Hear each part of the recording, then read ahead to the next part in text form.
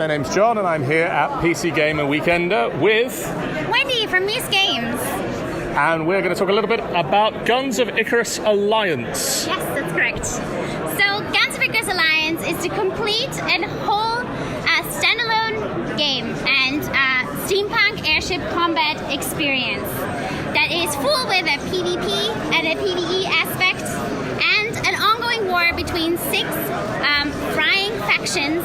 You're trying to bring your faction to dominate the world in this war-ravaged universe. As you do. As you do.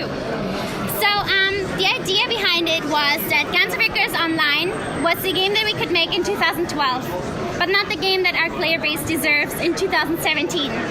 So what we did was we leveled with players and said, look, we worked a lot on making the best kind of update to this game that we could, and we ended up with a complete standalone title, a new game. So what we can do for you now, everyone who has already purchased Guns of Icarus Online is getting free access to this completely new game and its PvP component, giving you basically a refurbished, newly rendered, newly filed on game experience. Which looks amazing. The base of the game is 4 players on one ship. Right. So you want to have the ultimate teamwork possible. You are individual. You're not an individual. You don't have a life bar of your own. So what you're doing is you're trying to make this game work as a community. One person steering the ship, one person shooting the guns, and one person is engineering furiously, and an additional person to help out with a little bit of all of it. Right. That is the idea of this game. This makes 2 things possible. First of all, people can't be mean to each other, because if you're mean to each other, you're going to end up playing alone. The other thing is, it makes this incredibly tensions PvP experience. You are trying to measure your skill up to another player.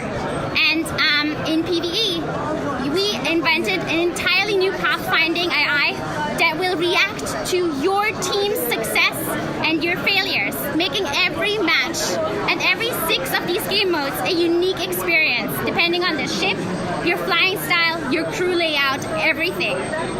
So this has never been done before, and we're very proud of that. Another thing to note is we are running cross-platform within Steam right now. So we have PC, Macintosh, and Linux as support. And we're adding to this family with a PS4. Right. And this is something revolutionary and something historical, because this has never been done before. Having a completely seamless cross-platform, going all the way from a Linux to a PlayStation without risking anything. We have working text chat, we have working voice chat. You will not feel any kind of difference from playing from a different platform.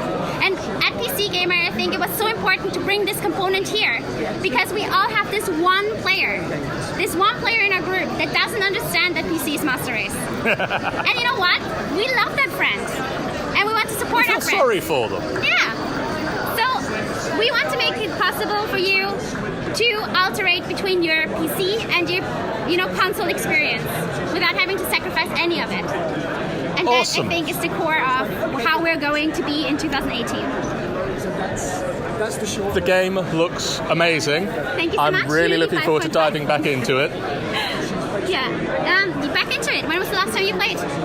Guns of Icarus Online we played a few years ago. Wow. So since then it'll have changed a little since then. So since then we've not only added to PvE, of course PvP has massively been favored as well by this kind of expansion of horizons. So we have over 50 new maps. We have, as I said, 6 new game modes. We are porting every single ship that is new to Alliance in the PvE mode into the PvP mode, using actually player-driven data that our players are invited to show us in DevUp. So if you want to be involved, if you think something's overpowered or underpowered, be part of the change. Talk to us. And that's making our community so great. This constant communication that's going on with the ships You'd have to be a very particular person not to have a relationship with your crew after you finish a game. Yeah. It does something to you. Being on the ship, being in this kind of like surreal context, it fuses you together. And I think that's the most beautiful aspect of it. It's just how close you grow to these people and what it did to our community. Everyone here, everyone that's helping me here, they are players that bought the game on Steam and that got so much into it, they wanted to be involved in game development. They wanted to be involved in showing this game off. They wanted to become evangelists. They wanted to become volunteers. And I think there's no better representation